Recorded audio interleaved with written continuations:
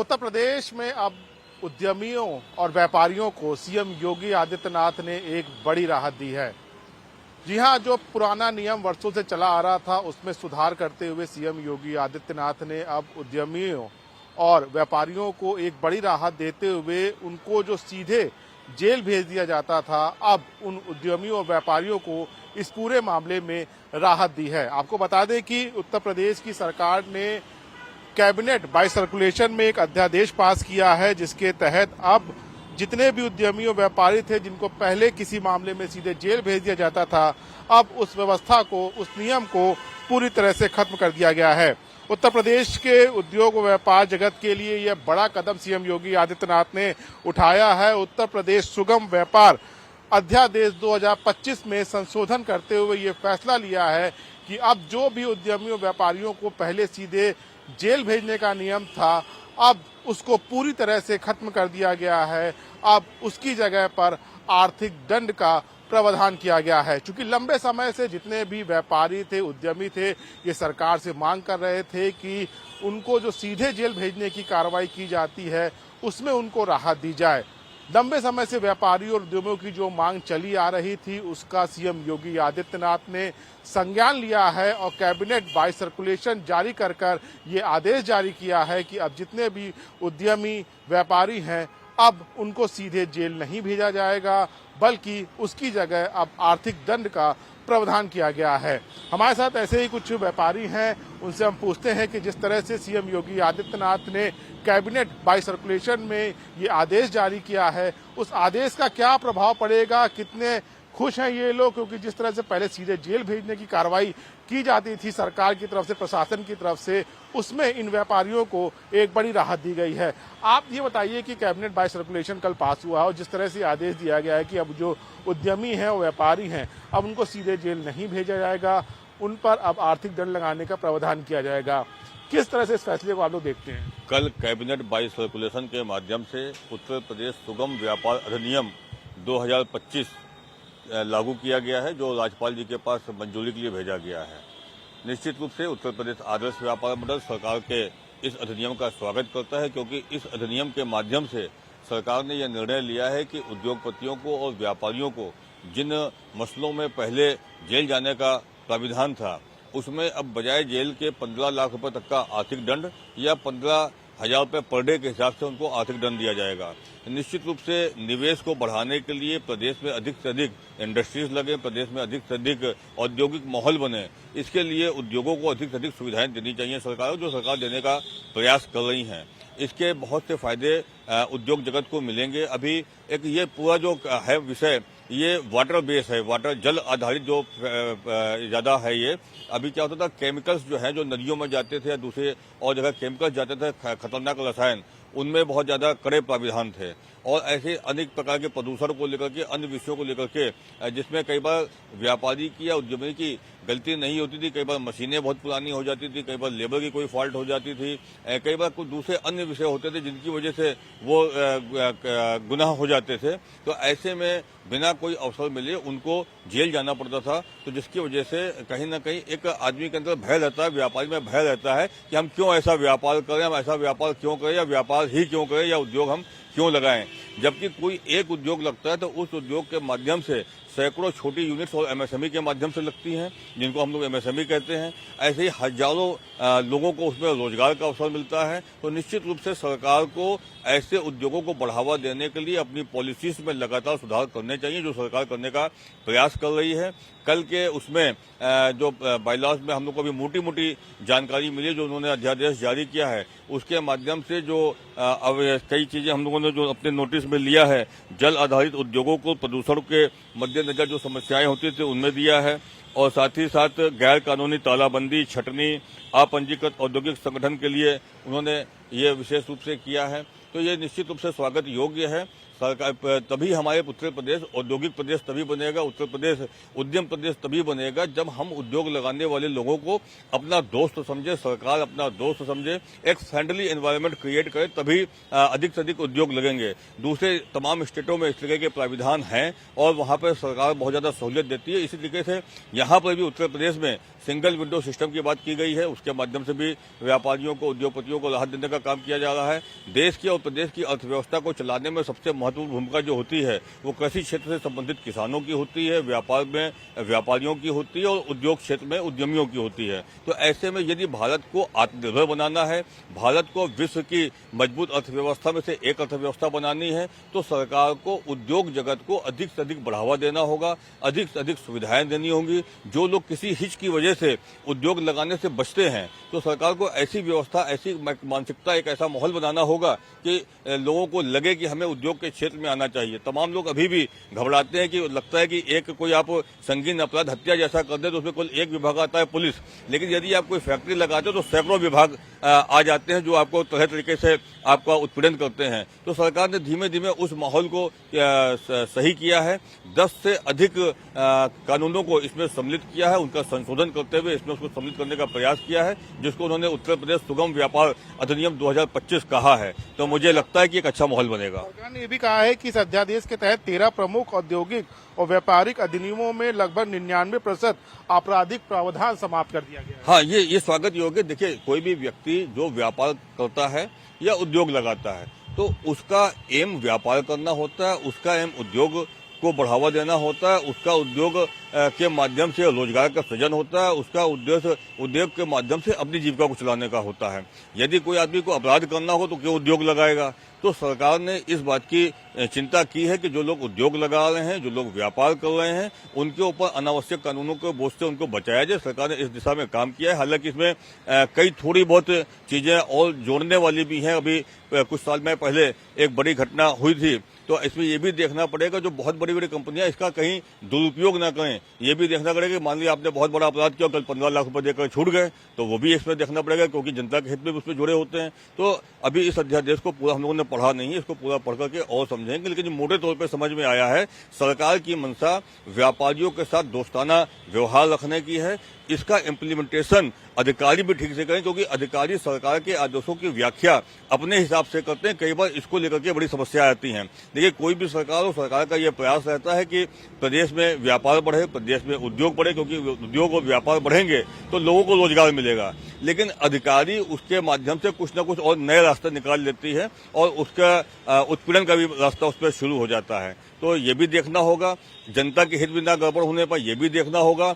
इसके माध्यम से नदियां प्रदूषित ना होने पाए, ये भी देखना होगा कि फैक्ट्री वालों को ये लग जाए कि साहब तो नदी हमें कोई 15 लाख रुपए देकर के हम बच जाएंगे या 15,000 देकर के बच जाएंगे। तो जल जो है वो सबके लिए है और वाटर बेस पे अधिकतर सरकार ने इस पर फोकस किया है। तो हमें ये भी देखना होगा प्रदूषण ना बढ़ने पाए, क्योंकि किसी भी केवल आर्थिक धन से आप प्रदूषण करने का आपको अधिकार मिल जाए, ऐसा नहीं। जो सरकार ने निश्चित रूप से इसमें और बहुत सी चीजें ली होंगी, वो हम लोग को अभी समझना पड़ेगा। लेकिन मोटे तौर पर उत्तर प्रदेश आदर्श व्यापार मंडल इस अधिनियम का, इस अध्यादेश का स्वागत करता है कि उन्होंने ऐसी सोच डेवलप की। सरकार की ऐसी मानसिकता से, सरकार की ऐसी सोच से अधिकारियों पर एक मानसिक प्रभाव पड़ता है। उनको लगता है कि सरकार अधिकारियों, व्यापारियों और उद्योगपतियों के साथ है, तो उनकी सोच में निश्चित रूप से परिवर्तन होता है। जब मुख्यमंत्री व्यापारियों के साथ में, उद्यमियों के साथ में खड़े होकर के दिखाई देते हैं, उनके साथ कंधे से कंधा मिलाकर चलने का काम करते हैं, तो एक उसका सकारात्मक मैसेज जाता है और अन्य प्रदेशों में और विश्व के अन्य देशों में उसका एक संदेश जाता है कि उत्तर प्रदेश एक ऐसा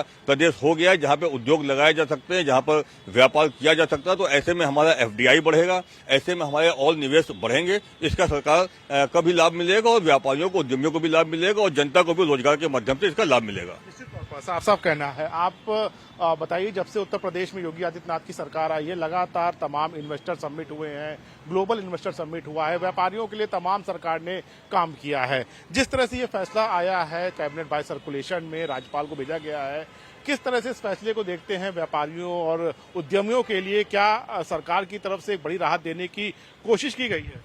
ये उद्यमियों के लिए की गई है, फैक्ट्रियों के लिए की गई है, व्यापारियों से इसका कोई लिंक नहीं है।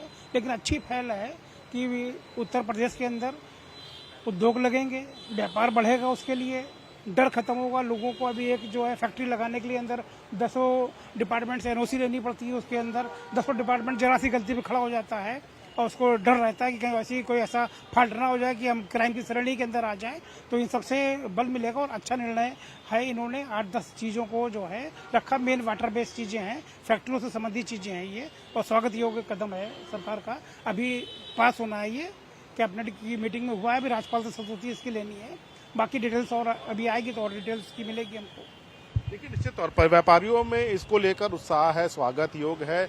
क्यों जरूरत पड़ी आखिर इसकी? क्योंकि लंबे समय से आप लोग की मांग थी, क्योंकि आप लोग भी उत्तर प्रदेश में व्यापार कर रहे हैं, तमाम परेशानियों का आप लोग को सामना करना पड़ता है। अब ये जो कैबिनेट बाय सर्कुलेशन में ये जो फैसला आया है, किस तरह से इस फैसले को देखते हैं और इस फैसले के बारे में क्या कहें? हम लोग सब इसका स्वागत करते हैं। उसके पीछे का कारण ये है कि मुझे लगता है कि इंडस्ट्रीज वो यूपी में बहुत सफ़र कर रही थी, और अगर हम देखें स्पेसिफिकली अगर मैन्युफैक्चरिंग की बात करें तो मैन्युफैक्चरिंग में यूपी काफ़ी पीछे है। तो मैन्युफैक्चरिंग को हम बढ़ावा तभी दे सकते हैं जब यहाँ के रूल्स एंड रेगुलेशंस को सिंप्लीफाई किया जाए, और जिससे कि जो मैन्युफैक्चरर्स हैं उनका उत्पीड़न ना हो सके। यहाँ पे ये देखना समझना ज़रूरी है कि जो गवर्नमेंट बॉडीज़ हैं जो इसके कंप्लायंस की देखरेख करती हैं, अगर उनको ओवर पावर दी जाएगी या उनको ज़्यादा पावर दी जाएगी तो वो उसका पावर का मिसयूज़ कर सकते हैं। तो पास्ट में भी हमने देखा कि इस तरीके की स्थिति पैदा हुई, जिसकी वजह से जो मैन्युफैक्चरिंग सेक्टर है वो यूपी से माइग्रेट कर गया अदर स्टेट्स में। तो उनको अगर यूपी में लेके आना है तो इस तरीके के डेफिनेटली स्टेप्स गवर्नमेंट को उठाने पड़ेंगे। तो इसलिए हम लोग गवर्नमेंट का स्वागत करते हैं कि उन्होंने इस तरीके का स्टेप उठाया। इससे कहीं ना कहीं पे मैन्युफैक्चरिंग सेक्टर को बहुत बढ़ावा मिलेगा। अगर मैन्युफैक्चरिंग जो स्मॉल मीडियम या लार्ज एंटरप्राइजेस यूपी में आती हैं तो इससे एम्प्लॉयमेंट को भी बहुत बड़ा इसका इम्पैक्ट पड़ेगा।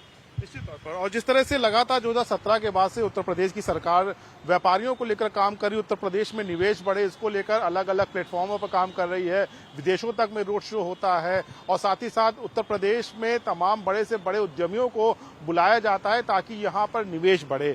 अब लगातार सरकार प्रयास कर रही है कि उत्तर प्रदेश में निवेश बढ़े, रोजगार उत्पन्न हो, जो लोग यहाँ से पलायन करते थे रोजगार के लिए। लेकिन उत्तर प्रदेश में व्यापार करना भी अब से पहले काफी कठिन होता था। तमाम सुविधाएं उत्तर प्रदेश की योगी आदित्यनाथ सरकार ने की, चाहे सिंगल विंडो सिस्टम हो, उसके साथ साथ जो कल का जो प्रस्ताव पास हुआ है, जो कल का कानून पास हुआ है, अधिनियम हुआ है, उसको आप किस तरह से देखते हैं और किस तरह से इसमें और सुधार की क्या आवश्यकता है? क्या ये इससे आप लोग को या उद्यमियों को लाभ मिलेगा? देखिए, निश्चित रूप से ये जो कदम सरकार ने उठाया है ये स्वागत योग्य है, सराहनीय है, और इसमें कोई भी संदेह नहीं है कि जब से योगी सरकार आई है उत्तर प्रदेश में लगातार प्रयास कर रही है कि नए नए उद्योग आए, लोग यहाँ पर इन्वेस्ट करें और हमारा उत्तर प्रदेश उत्तम प्रदेश की तरफ बढ़े।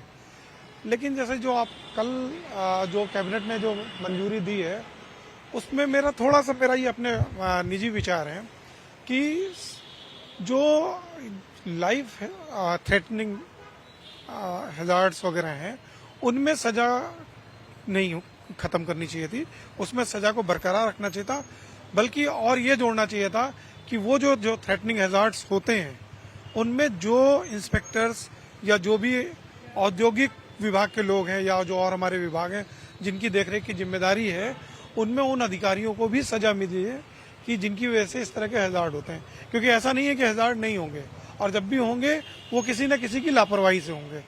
तो कल को ये कहना कि अपराध को हम सजा नहीं देंगे, हम अर्थदंड देके माफ कर देंगे, तो कल को फिर आप चोरी को भी कर सकते हो, आप डकैती को भी कर सकते हो कि भाई आपने काम कर दिया, चलिए आप 15 लाख रुपए दीजिए, आप जाइए आराम से रहिए।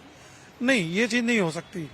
कोई भी इंडस्ट्री जो लगा रहा है उसकी ये जिम्मेदारी है, निजी भी और सोशल भी, कि वो इस तरह के हैजार्ड्स को बचा के रखे। जैसे रासायनिक उसमें इन्होंने किया कि 15 लाख रुपए, तो इसमें तो ये है कि मैं अगर ओनर हूँ फैक्ट्री का, 15 लाख रुपए तिजोरी में सेव कर लूँ ताकि ये हमारे किसी भी वक्त में हमसे कोई गलती होगी तो वहाँ पे ये हमारे माफी के काम आ जाएंगे। मैंने 15 लाख रुपए पे कर दिया और मुझे छोड़ दो, तो ये चीज गलत है। इस चीज का मैं समर्थन नहीं करता सरकार का, क्योंकि सरकार को चाहिए कि इन सजाओं को जो इस तरह के लाइफ थ्रेटनिंग है सोशल के लिए, जैसे नदी में जहरीला आप रसायन जाना, इस पे सजा होनी ही होनी चाहिए, पेनाल्टी भी होनी चाहिए, सजा भी होनी चाहिए।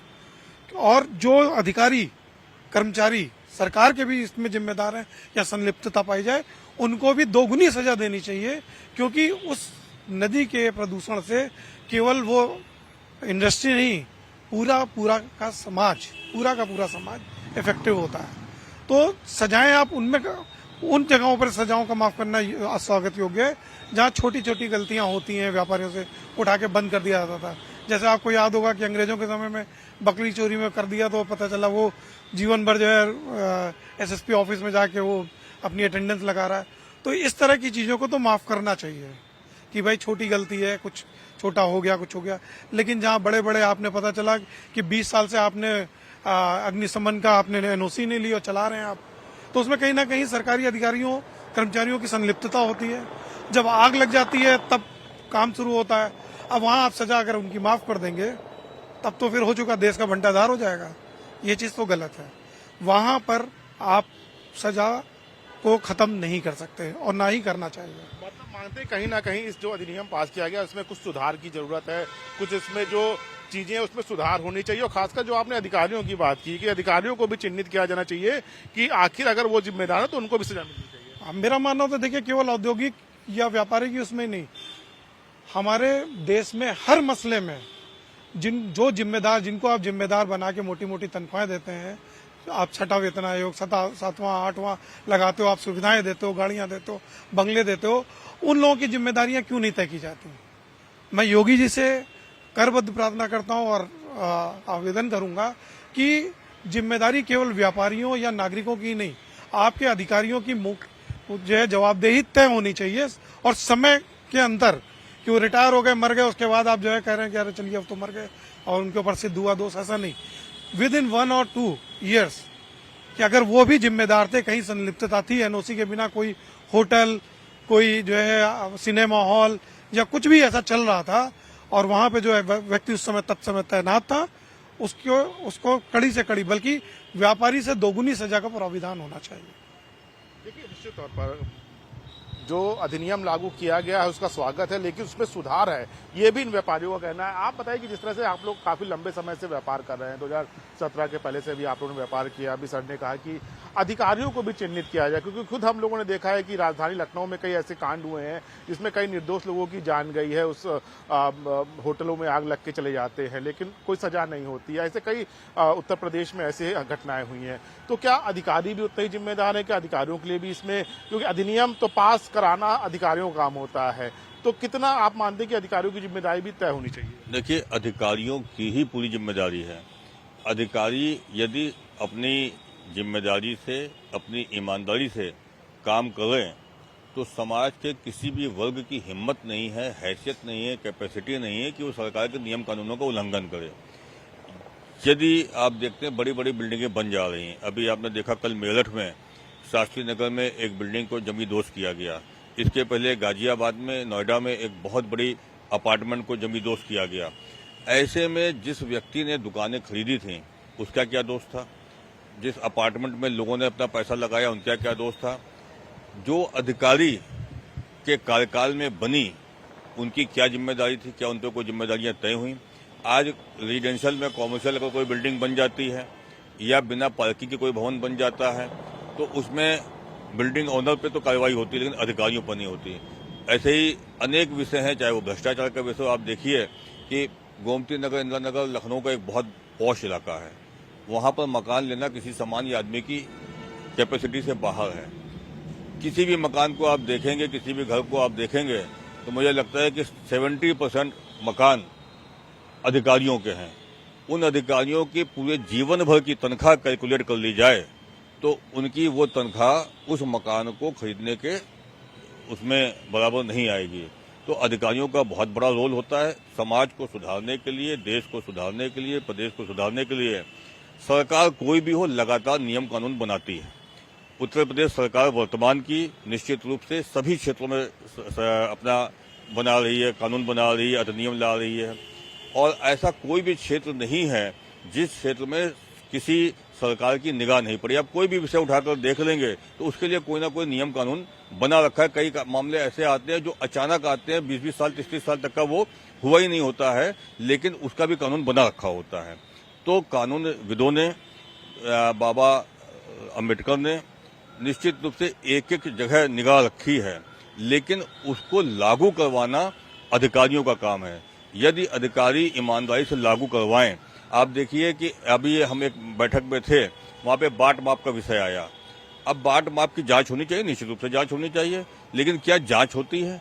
आप एनओसी कोई लेते हैं तो क्या एनओसी तब देते हैं कि जब प्रॉपर जांच कर लेते हैं? एनओसी के रेट फिक्स होते हैं। एनओसी आप किसी भी डिपार्टमेंट के ले लीजिए, आपका कागज भी पूरा हो गया, आपने किसी भी विषय पर आपका कोई कागज का पेट अपना भरना अलग बात है, और जमीन पे वास्तविक रूप से धरातल पर और उसका इम्प्लीमेंटेशन दूसरी बात है।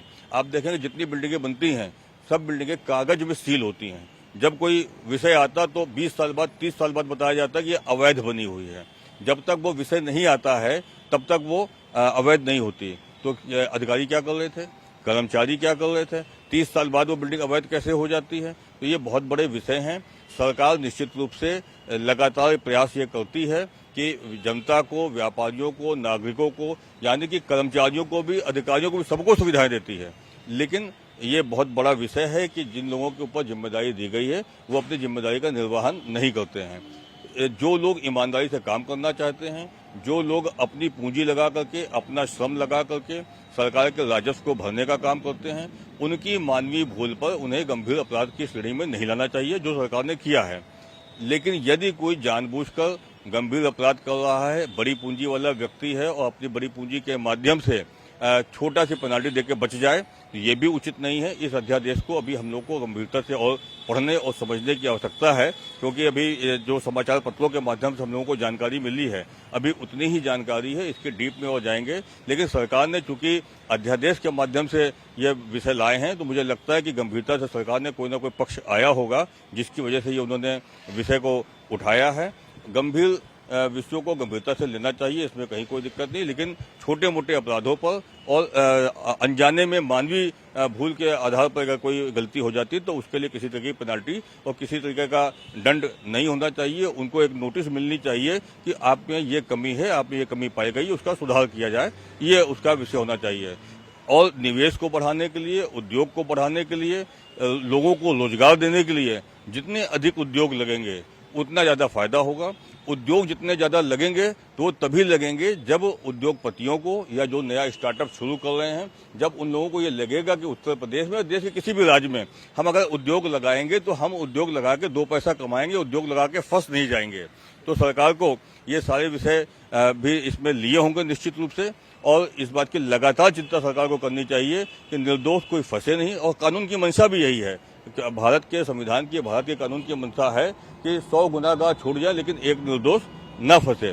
तो उसी मंशा के अनुरूप सरकार को भी काम करना चाहिए, अधिकारियों को भी काम करना चाहिए, न्याय प्रणाली को भी उसी के अनुसार काम करना चाहिए, ताकि अधिक से अधिक लोग व्यापार, उद्योग और कृषि के क्षेत्र में आए। भारत को विश्व की मजबूत अर्थव्यवस्था बनाने के लिए उद्योग, व्यापार और कृषि के क्षेत्र को मजबूत करना अति आवश्यक है, और उसके लिए सरकार कदम उठा रही है। स्टार्टअप को और अधिक बढ़ावा देना चाहिए, उद्योग को ज्यादा से ज्यादा बढ़ावा देना चाहिए, और नियम कानूनों का जो सरकार के बनाए हुए हैं उनका धरातल पर पालन हो रहा है कि नहीं हो रहा है, इसका भी मैकेनिज्म बनाना चाहिए। इसकी भी एक ऐसी व्यवस्था बनानी चाहिए कि यदि किसी ने किसी चीज के लिए अप्लाई किया है तो उसका एक टाइम बाउंड तरीके से उसका निराकरण होना चाहिए। हालांकि इसकी भी व्यवस्था बनी है लेकिन वो नहीं हो पाती है कई बार, तो लगातार इस पर और काम करने की आवश्यकता है। सरकार ने जो कल अध्यादेश लाने का काम किया है, उत्तर प्रदेश आदर्श व्यापार मंडल, सरकार की इस सोच का, सरकार की इस मंशा का स्वागत करते हैं। निश्चित रूप से सरकार की पहल अच्छी पहल है, और इससे उद्योग और व्यापार के लिए एक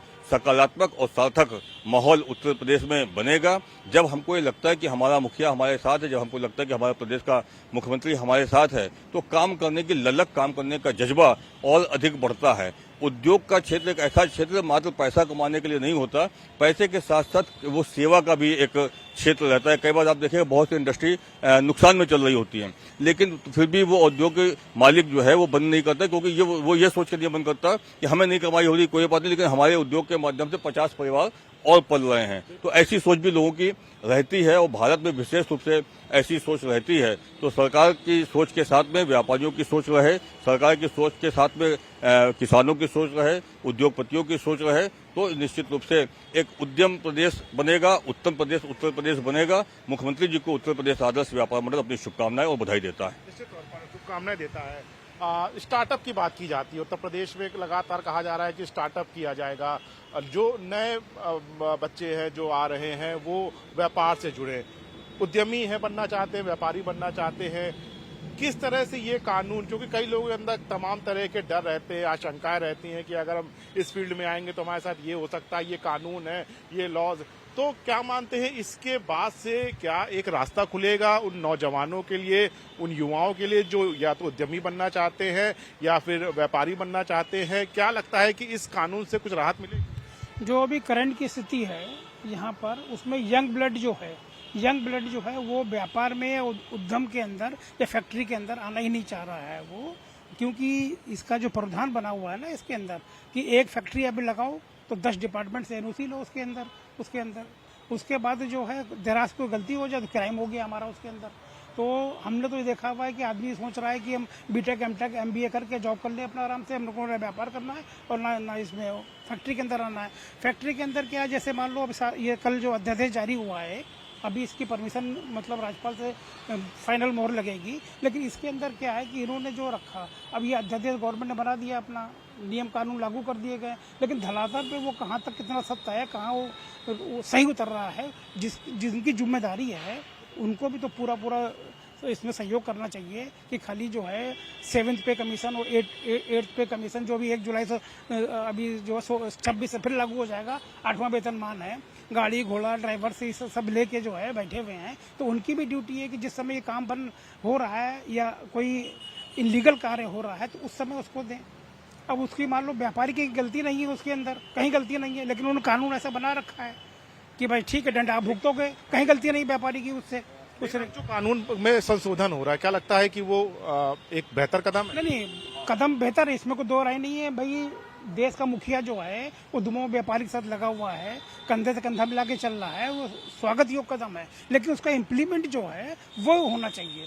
भाई मान लो हमने कोई कानून बना दिया है, अब उसका पालन ही नहीं हो रहा तो बनाना ना बनाना सब बेकार ही है उसके अंदर, उससे क्या निर्णय निकलेगा? मतलब अधिकारियों की जिम्मेदारी तय होनी चाहिए, उस कानून का इम्प्लीमेंट होना चाहिए। आप भी बताइए कि आप भी लंबे समय से व्यापार करते हुए चले आ रहे हैं, इन कानूनों का कितना असर आने वाले पीढ़ियों पर पड़ेगा, किस तरह से वो सुगम होकर व्यापार कर सकते हैं, उद्यमी बन सकते हैं?